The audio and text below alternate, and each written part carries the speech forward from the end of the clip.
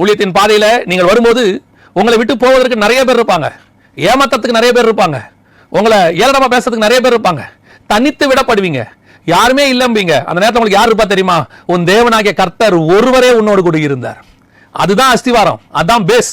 அந்த பேஸ் மேல நம்ம லைஃப் ஸ்டைல் இருக்கணும். அதுதான் ரொம்ப முக்கியம். இன்னைக்கு வரவங்க எல்லாருமே ஏதோ ஒன்று மேல தங்களுடைய பேஸை போட்டுக்கிட்டு வராங்க. படிப்பின் மேலேயோ, தங்கிட்ட இருக்கிற சர்டிபிகேட் மேலேயோ, அல்லது தங்கிட்ட இருக்கிற டேலண்ட்ஸ் மேலேயோ, அல்லது நமக்கு பின்புலமா இருக்கக்கூடியதான ஃபேமிலியோ, அல்லது பின்புலமா இருக்கக்கூடியதான யாரோ ஒருத்தர் இல்லைங்க. நமக்கு பின்புலம் எல்லாமே விசிட்டிங் கார்டு, பேஸ், அஸ்திவாரம் அத்தனையும் ஆண்டவராகிய இயேசு கிறிஸ்து. நான் சொல்லுவேன், அவர் நாமத்துல வந்தவன் தோத்ததாக சரித்திரமே கிடையாது, தோக்கவும் விடமாட்டார். அது எதிரில் நிக்கிறது கோலியாத்தா இருக்கட்டும், ஏனோக்சின் புத்திரராகிய ராட்சதராக இருக்கட்டும், எதிரில் நிக்கிறது செங்கடலாக இருக்கட்டும், எதிரில் நிக்கிறது எரிகோ கோட்டையாக இருக்கட்டும், ஜெயமோ கர்த்தரால் வரும்.